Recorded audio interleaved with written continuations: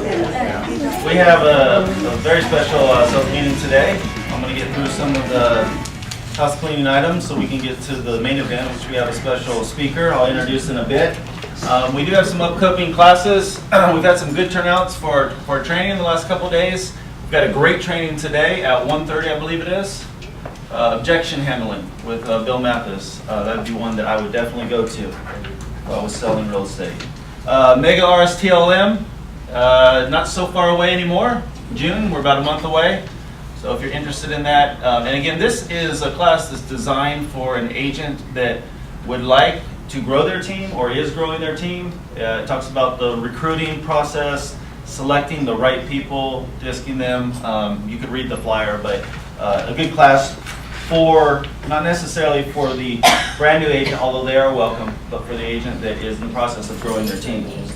I want to say congratulations to the cappers. These are agents that have sold enough business to cap and go to 100% commission for the remaining 12 months or 12-month period of their anniversary date. Don Morgan, Troy Guy, congratulations, Troy is here. Robin Graham, is Robin here? Robin Graham? No, not here. Okay, Rob Cabos in Hanford, Brianna McAllister in Hanford. Barbara Summers, is Barbara here? Barbara? Oh, Barbara. Deborah White in Hanford. Jamie Tote, not only did she cap, but she had a baby. Congratulations to her. That's really counting. That's really counting. Yeah. Apple Coriel. Yay, Apple Coriel, she's out there selling homes. Carrie Acosta. Paul Dethridge is here.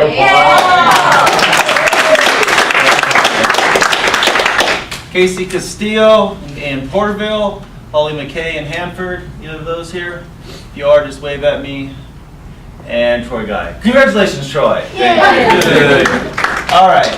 That's pretty awesome. A lot of cappers in that month. A reminder of our family picnic. KW Family Picnic is in Hanford at Freedom Park. It is on June 7th. I couldn't even take that one, could I? I'm thinking of the board picnic is what you're That's what exactly. Yes. Good save. We have flyers that talk about that. We can go to the next slide.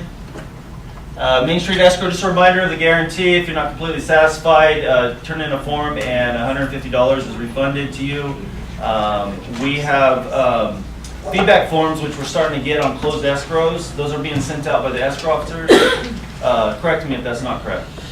When on a closing, they're going to send you a feedback form so you can rate them and how they've done. And that gives you a chance to let them know what a wonderful job they did. If for some reason you're not satisfied, you would put that on there. And the $150 would be, your transaction fee of $150 would be refunded to you.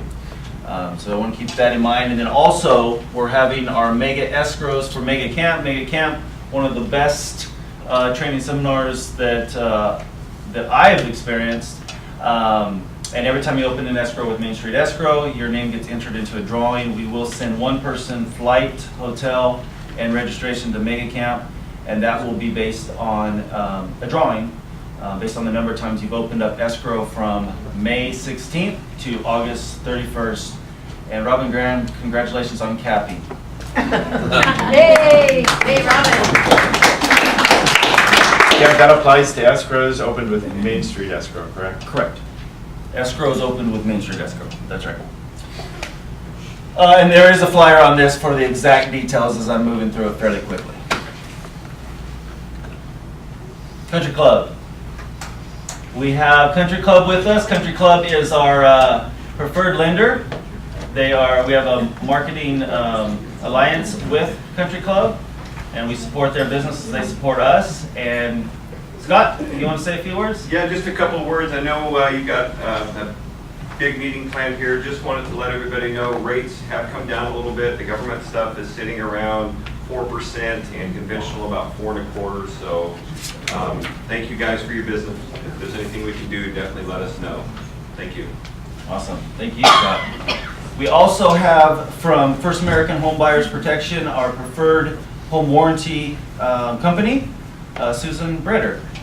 Back here. Susan Britter's here. Yeah, Welcome. I guess I could meander around this pole here. Hey, I did it. You can do it. You're a little thinner than I am. No, you just have to dance with it. Well, anyway, I won't take up a lot of your time either, but thank you for having me. Thank you for your tremendous support. You guys have just been great. Honestly, all of you have just been so wonderful, and I thank you so much. Troy, I mean, I could go on and on. Where do I start? You're all terrific. Just wanted to let you know that I'll be putting into your mailboxes, you'll each get one of these. It's a little cheat card. I was with a private company for many years, and they made these, and agents really loved them. Has kind of everything you need in one little tiny little laminated piece here. My contact information, service information, how to order warranty prices, writing up an offer. You just need basic information all in one little card. So you don't have to have a brochure. It makes it really, really easy. So just wanted to let you know, I'll be leaving you those. And any questions for 2 seconds while I'm here? At all? Okay, then that's it. Thank you, Susan. Do you have anything for me? No, I don't, but I will say this, that I believe that the agents at Keller Williams are the reason for the business. Your clients choose you because they choose you, not necessarily because of the company they're with. You are the product, you are the person that's providing the service. And we recognize that at Keller Williams, and I think it's the same thing in the home warranty business. There are several companies out there, but the reason we choose First American Home Warranty is because of Susan and the relationship we have with her and the service that she provides. Susan was with ABC or DFG. I mean, I would be interested in working with Susan, and we appreciate everything that you do for us, helping us out on some gray area situations. So thank you. Well, thank you. All right, yeah. All right, I have the pleasure of announcing our guest speaker, and I won't tell the story, I'll let him do that. But I will just say that Donnie is going to speak to you. Donnie, at the age of 10, was in a plane crash and was in a plane for 5 days in the middle of winter snow. And he's here to tell you about it, and it'll be great. Let's give him a warm hand.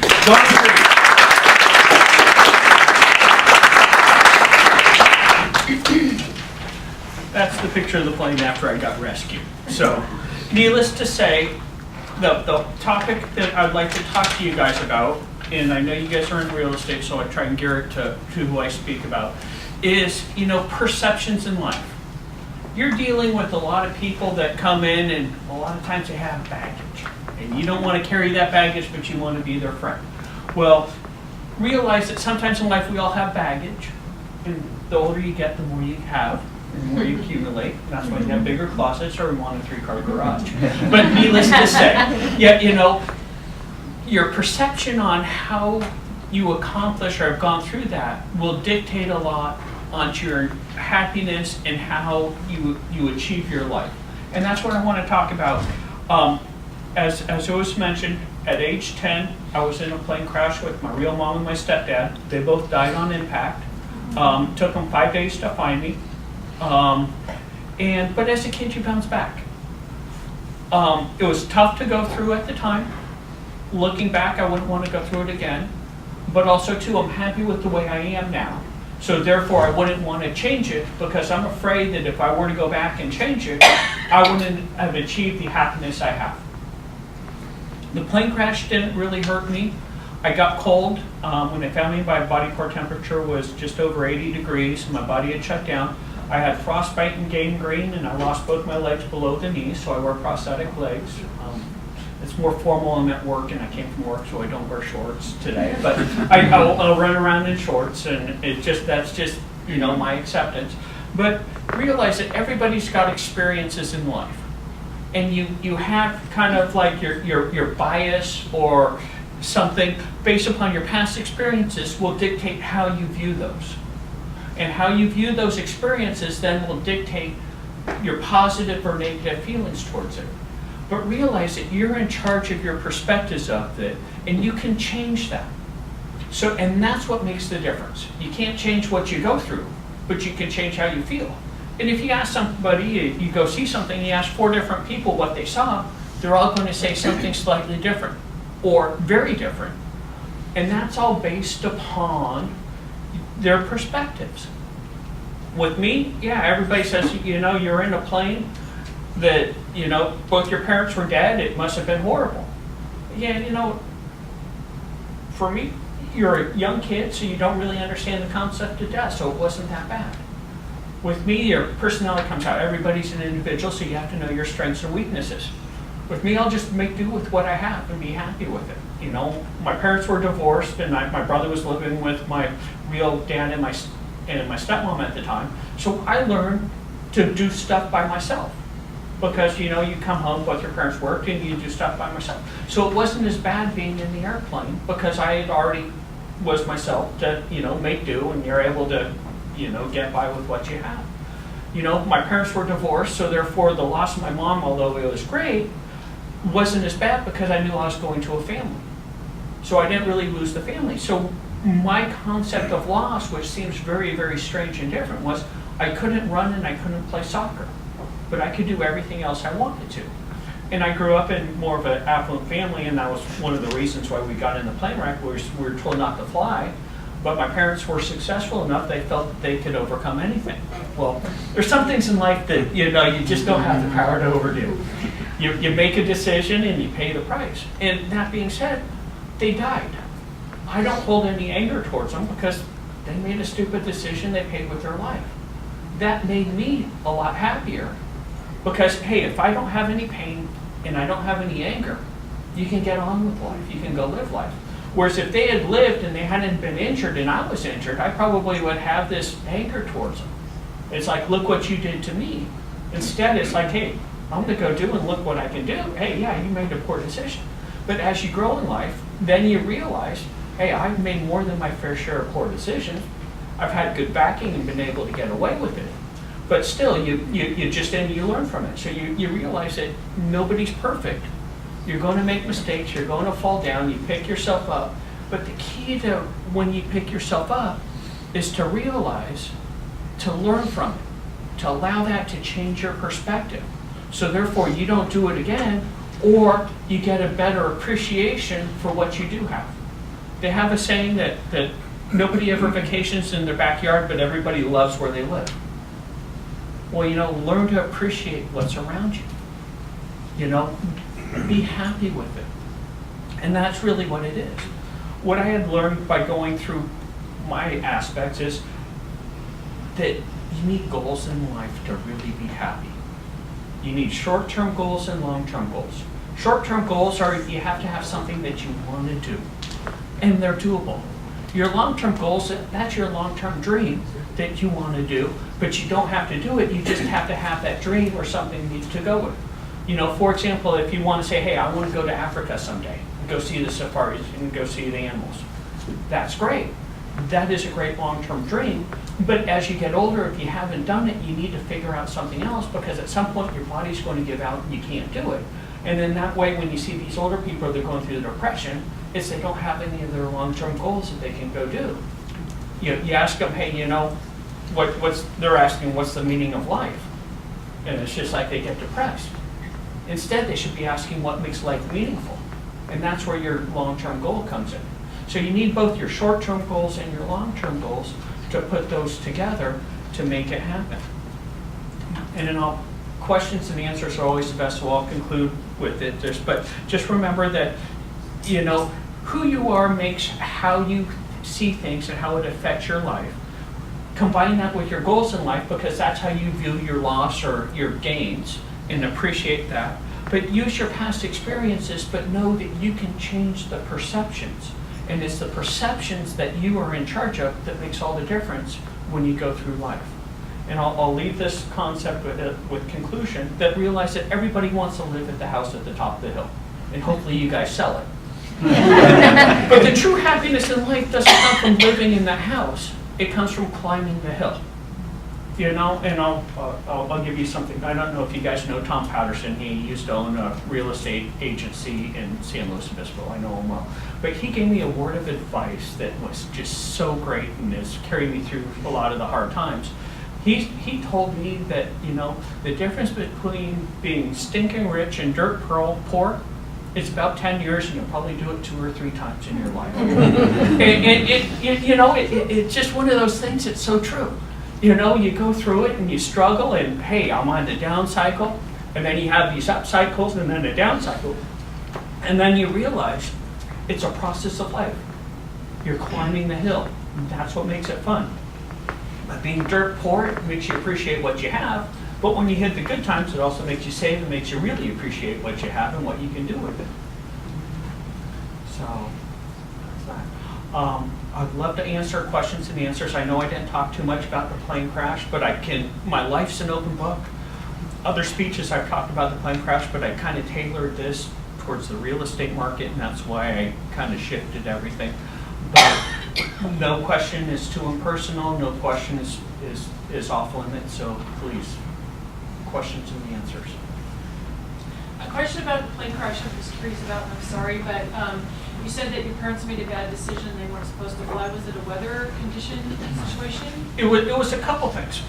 My mom was a patent attorney, very successful, also a pilot. My stepfather was a research chemist, very successful, and had a Napoleon complex. Take your orthopedic surgeon's ego on steroids, and that's my stepfather. But that being said, he had, when he was doing his chemistry, he could back it up. So, it's a little bit of both. But the weather was bad. It snowed 4 feet the day we crashed.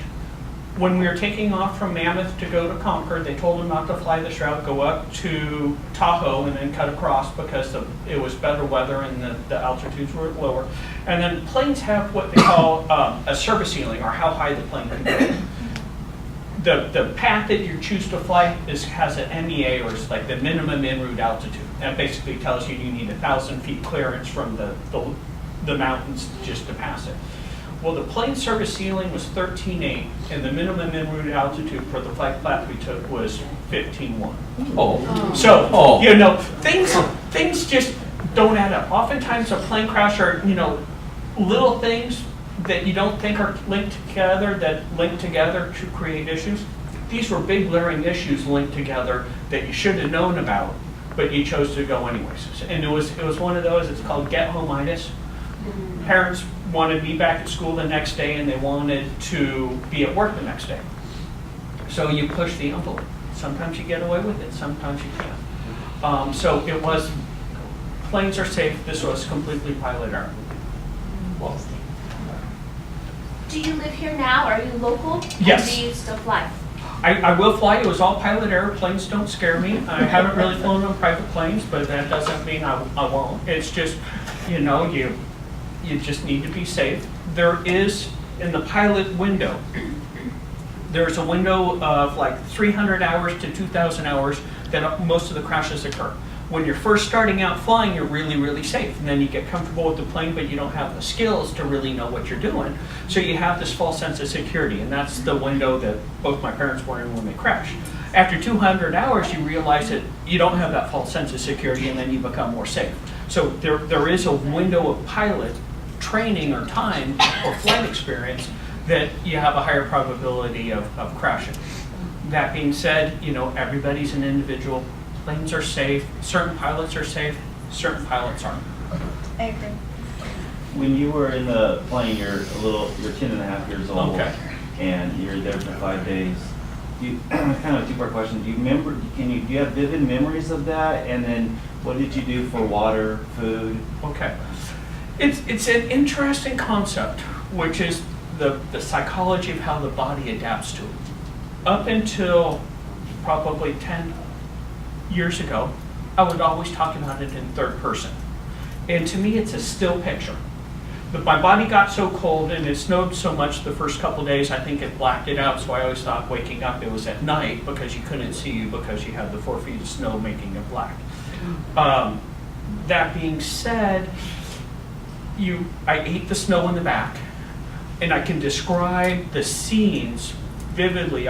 If you ask me to draw it out, I could say, hey, here's how it is, here's how it is, but I wasn't really there.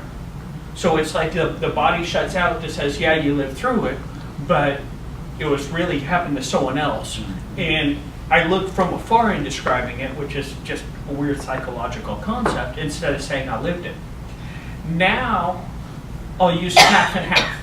And there's enough TV shows about it that, my parents picked up on it, and forgive me because I used my real mom and my stepdad at some points as parents, and I used my real dad and my stepmom at some points as parents. So realize in the context, when I say my parents this time, it's my real dad and my stepmom that are both still alive.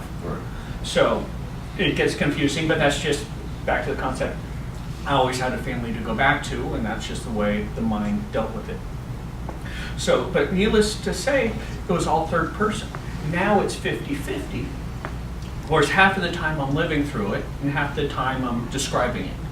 I'm getting back a little bit more memories, but I think with the body shutting down, kind of like I came into hibernation, so therefore I didn't need to drink as much, I didn't eat at all. So that's how one of the reasons why I survived, which is, it's really strange. If we hadn't crashed at such high altitude, then being out there 5 days, the body would have burned out more energy and I would have died.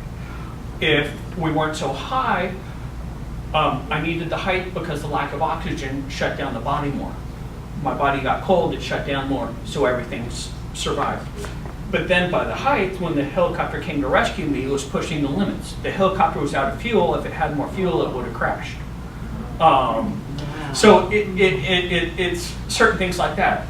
And then as they're hauling me back to Yosemite to go out, they're breaking the rules because they were out of fuel. There's a rule in the military, if you're 10 minutes into your reserves, you land the plane and you wait for more fuel to come, you just don't. Well, they broke that rule by quite a few minutes, but here I was in the back and I was shutting down and they're afraid I was going to die, so they broke the rules to save me. And I'm a firm believer, you follow the rules, but certain times you got to be willing to break the rules if the situation justifies it. So, it's just that concept. You always have to say, hey, and that's kind of like life. Life's a path. You want to follow this path, but it's going to push you off. Well, you kind of follow the path and trying to get back to lead, but enjoy the ride. So that's just kind of the way it is, and you may too. So, yes, it was tough, and I'll give you a funny aspect. When they found me, I was conscious, but I was shutting down, and then I was in and out of consciousness and stuff. But I told Chaz and Ann McQuarrie, who rescued me, help my parents, they're in worse shape than I am. Well, here they are, they're dead, so they think this kid's just out there and just doesn't understand the situation, and they thought that I was really messed up because, they're seeing me in their context, not my context. What would it be like if I was here with these dead parents for 5 days? For me, it's like, hey, it wasn't that bad, but my parents had taught me, because my real mom was kind of whacked out in the religion, but it's a good thing because it worked for me. She believed in reincarnation, so she had taught me about that. So I didn't really fully understand death, so I thought you could bring them back to life.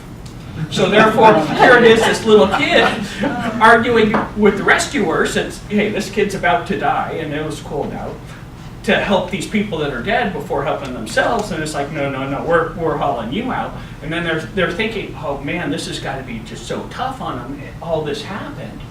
And now he just can't comprehend the death of his parents. No, I can comprehend that they're dead. I just thought you could bring dead people back to life. So, it's all perspective. They just, and it took them 10 years to realize that, no, that was just the way I thought.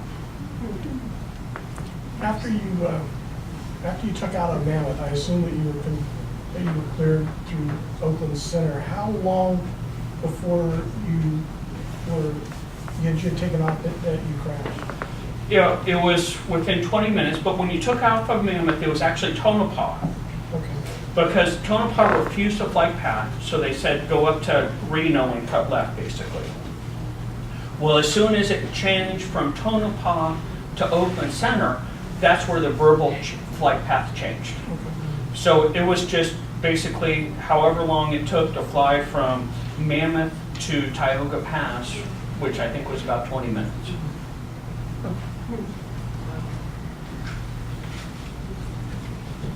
Tell them about the experience of them taking you out of the plane, of the rescuer. Oh, okay.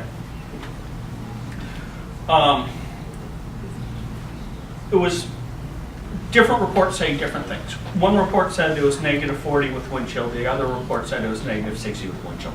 And basically it was cold. There's no real difference here.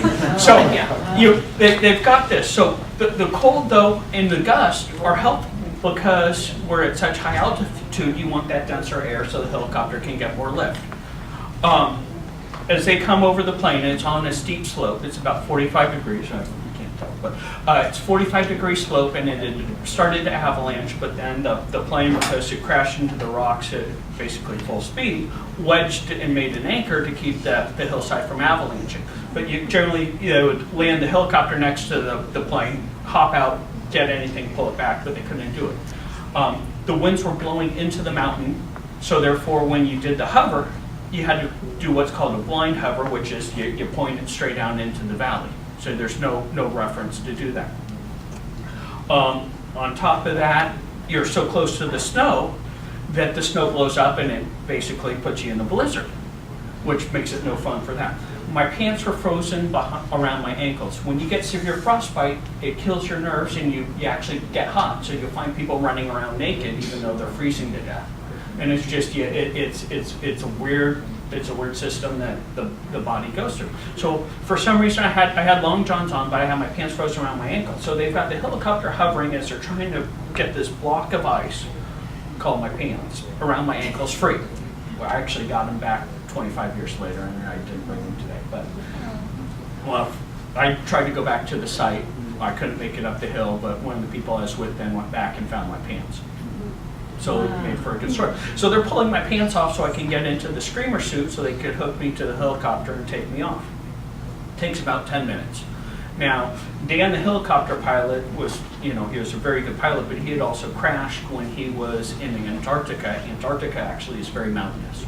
So he had crashed due to pilot error, and he had learned from it, and you do your best and you wait for the opportunity to try and fix it. If not, the military has a way of, weeding you out and pushing you out. So my rescue saved my life, but it also saved his career.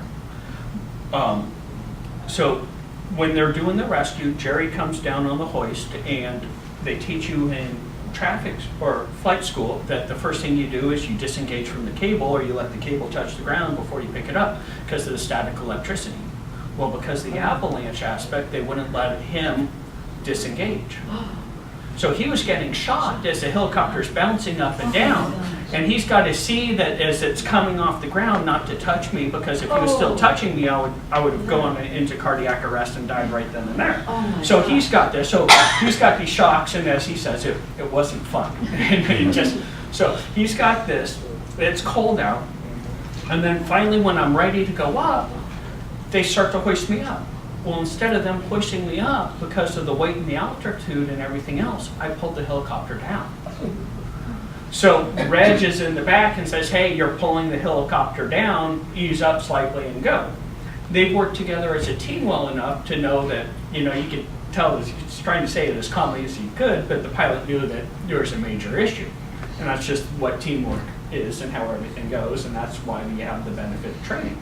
Well, needless to say, outside forces or whatever happened came in, and as Reg says, the helicopter started to get lifted on Angel's wings and started to move forward as they pulled me up. But both the main and the tail rotors were intersecting the snow. So your margin of errors were pretty small there as I was going up. And then on top of that, you put the fact that, it was running out of gas and everything else. So yeah, it's like low odds on top of low odds on top of low odds, and somehow you made it through. And with the rescue though, the rescuers get all the credit because they knew what they were doing. I was just put in a situation like anybody else gets put in, and you just do the best you can. They knew what they were getting into, and they risked it. They risked everything to save someone they didn't know. And that's, I know there's certain aspects of the military people don't like, but realize though that there are a lot of individual aspects of the military that they never take credit for that do a lot of good. And me being here is just one of those. So, I don't want to get too political, but realize that there are a lot of really great people that are sacrificing a lot that often don't get enough credit for what they do. You say it took 5 days for them to find you. Did they know there was a survivor, or was it just a search and rescue at that point? It was a search and rescue. The first 3 days it snowed so much they couldn't get out any air crews, but they had Chad and McQuarrie, who was part of my rescue team, try and break trail, and they were breaking trail, and because it snowed 4 feet and it was still soft, you generally wait till the next day and the snow will pack itself and then you can walk over it. But it was so fresh, they were walking through and the snow was coming up to their hips. So it's still snowing out, they're trying to break this trail, and it's just miserable, but that's their job and that's what they went through. I think by them finding me alive, more than justified it, gave them a huge ego, and we still talk about that today. But when they found the plane, it looked like there were no survivors. And they were just thinking, just do a body recovery. When they kicked Chaz and Ann out of the helicopter to go find me, they says, hey, you know, just hurry up, we're low on fuel, go check it out, let us know. And they just thought it was going to be a body recovery, and that's just the time, and then they'll go off, go get fuel, and then call it a day. I had a flight surgeon on the team that was in Yosemite just kicking back, and then he just went from, you know, enjoying a day in Yosemite to having to work like you wouldn't believe that you'd have to work. So that fell into place. But yeah, they were just expecting to do a body recovery. But then when they found out there was a survivor and there was some confusion in the wording because of the communication back in the day, the radios weren't that good and you were also in the low pocket, it caused their adrenaline to go up. So you have that adrenaline high that pumped them through, and I don't know, you know, I've wrecked a few cars in my time, but when you wreck a car, it's amazing how slowly things go or how well you remember it. Yeah. That's the same concept with them. They're on the heightened adrenaline buzz, and that's probably because they had there was no margin for error in my rescue, and everybody performed as well as they could, if not even better. So I think all those factors came into place. What is Geiger? Is that your business? Geiger is a company I work for. I do prosthetics and orthotics in a roundabout way, and that's just the path. Came here to open up an office in Porterville after being laid off in Kansas City. That fell through, so therefore I liked the area. I was dating a girl here, which we broke up. So I stayed here. Switched my careers to home insurance. Moving here from Kansas City, not knowing anyone, I failed horribly at it. It was a new agency. It just wasn't right. And you know, insurance is all based upon relationships. And I just didn't have those. So, you know, I went into something where it just failed horribly. But as things work out and you're climbing the hill to live in the house at the top, you know, 3 people came together, says, let's start a company because we're all 3 in the same boat. So we started a company, and it's just now officially, you know, starting to pay for itself. So, I'm hoping I can verbalize this the correct way. So when you look at what happened, and it's such an extreme confluence of events. I mean, there's no logic involved in that, in your accident at all. You had very poor decision making. You had extremely bad weather. You had rescuers that were going against all the rules, right? I mean, everything is right at that 1 percentile for everything to happen at the way it happened, from the accident to your rescue. Have you ever considered how did that affect your outlook as you move forward through your life, knowing that everything just kind of happened the way it was supposed to happen, but it really wasn't supposed to happen that way? right. No, and I wouldn't say I'm the 1%. I'd say I'm more like 1/10 of 1%. Yeah, I mean, a minuscule amount. The window of opportunity there is incredible.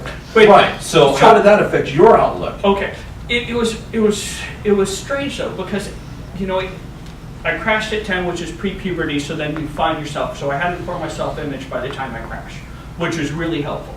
But on top of that, everybody you ran into would say, you're going to do something great in life because God has a reason for you, because look what you went through. So I had this, and you have a delayed reaction of how, you know, your self-image or your body forms itself later. So high school was a little tough, and then college was really fun because high school was so tough. But needless to say that I felt coming out of high school that I had to go get a Nobel Prize. And so therefore, you know, I was good at math and science. So that was what I was going to do. But you had to go do something that saved the world because you had this reason. And then, you know, as you fall on your face, because back to the idea of your goals, if you set your goal too high, you can't achieve it.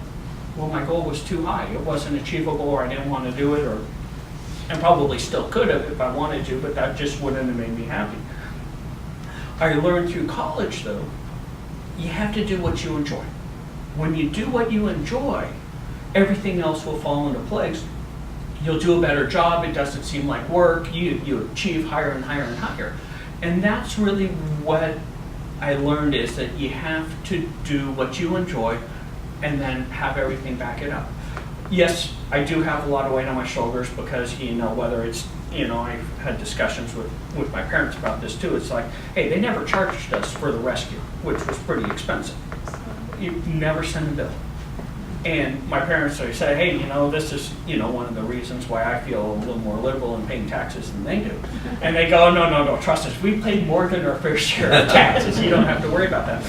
But realize that it made me who I am. And I'll speak up, and I look around and I try and pick people up, and that's just my who I am. But you're also looking to say, who can you help that doesn't ask for it but really needs it? Because those are really people that do need it. And it's amazing. Sometimes it's just a word of encouragement that means so much. Some of the most influential things to me were just lines that people have said. I quoted Tom Patterson. I could quote some other people. But, it's amazing on how, a simple statement can change everything or help change your perspective. So, I'm to live till I die. But in the meantime, yeah, you try and do what's right. You try and do what's better. You try and make society a better place. But you also have to be happy. So that's where you kind of balance everything. And, I'm not materialistic, although I do like nice things. So, if I can give away stuff to help people, I will. But most of the time, I like more of the Carnegie approach, is to give them a hand up to help them that way. So I feel that I have to pay it forward because I can't ever pay it back. But yeah, there is a reason, and the odds were such that that's that. That being said, I also, you feel invincible when you're in your early 20s. Sure. And I pushed the envelope, and I had too much money and played too many things and stuff. But, I've got really good backing. I was able to get through the plane wreck. I wrecked a car, racing another car pretty quickly. I hit a foam pole at 100 and walked away without a scratch. Wow. So, needless to say, there are certain things that, at some point, as I phrased it before, earlier in my life, my guardian angel has gray hairs and I need to slow down because there's got to be some reason for my life. So,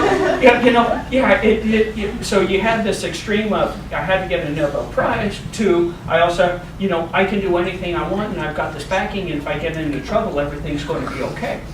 That's kind of a unique situation I don't think many people have, but that was just the way my life was. When were you able to find that balance? Because I'd imagine that burden of greatness probably weighed on you for a little while there, particularly when you're in high school and maybe college.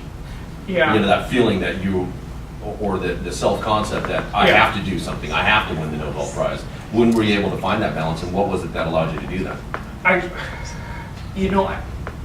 Probably mid-20s to early 30s, I found that balance, and then it's grown since then.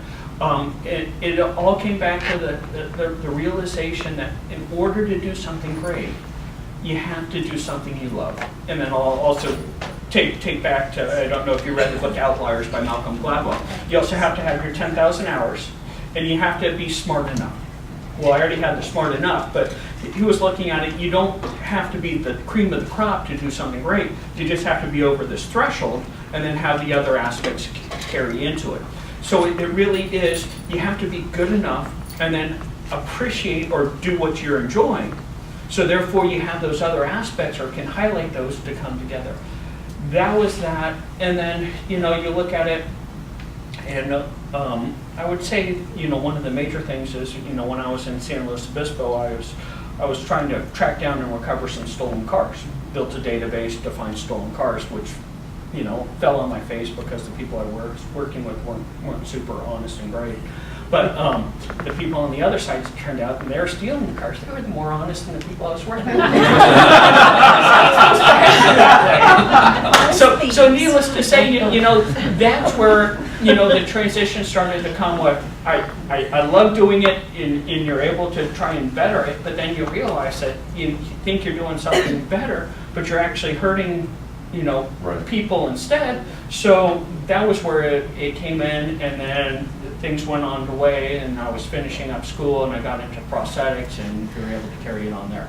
So it was other outsides coming in, but that was really the turning point to realize that, you have to be happy first. Do your best at what you do, making you happy, and then let everything else in life carry you through. You can't, life's tough enough or strong enough, you can't dictate it. You got to kind of just go live it But you use your perception or your guidance, you can kind of steer in the general direction, but you have to follow the path. Bill, how do you use your experience when you run into tough times? I've gone through so many things. When I run into a tough time, I've probably been through something tougher, so it's not that bad. Back to the concept of my backing, I always land on my feet. Back to the concept of perspective, even though you might go into something that's really horrible, it's going to make you a better person for tomorrow. So therefore, you kind of climb that hill to get the appreciation or the happiness for tomorrow. But as I told Bill's Rotary Club, when we're flying back to Yosemite from the crash site, we were out of gas. At time plus 16 minutes, whereas you're supposed to have landed on the ground 6 minutes ago, Dave asked, Dan, Commander, do you want me to stop telling you the time? Knowing you're full well, you're risking everything and you're breaking the rules. And he goes, yeah, quit telling me. So, hey, if everybody's willing to risk that to save me, it can't be as bad as whatever I go through. So it kind of changes your perspective as you're going through it. It's like, it's not that tough. Knowing that it was ego that crashed the plane, I have to have a balance with that, saying, hey, even though it's not that tough, you got to be humble because you don't want to come across as I've got this huge ego and I'm just going to steamroll things. You have to appreciate it and go through it. But you also have to have the balance to say, hey, whatever I go through, I know I'm going to land on my feet. It's kind of a sad thing to say because I've got good backing, but there's nothing you can do to me that would bother me. I know I'll be better off tomorrow than I am today. And it's how do you get to that perspective? And my life got me to that perspective. Going back, I wouldn't change the plane crash or anything else because I'm happy with the way I am. And I don't think I could get to that without going through it. That being said, I'd love to have my real mom back, but that's not going to happen. That's the way life is, and you just got to appreciate what you have. But you have to have whatever you went through in the past, you have to learn for it so your pain doesn't go to waste or your struggles don't go to waste. It's how do you make it so whatever you went through in the past makes today better, but your outlook for tomorrow even better than today. Awesome. Thanks, Donnie. Appreciate it.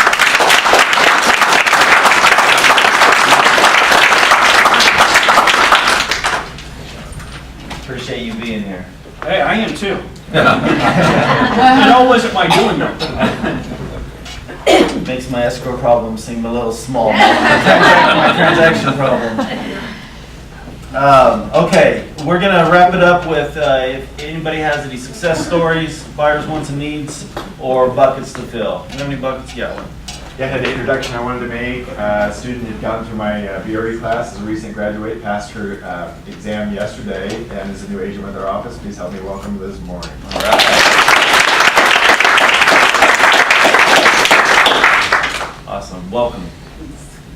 Success stories, fill the buckets. Any of those before we wrap it up? Who has a success story? One bucket. We got a Yes. really good success story.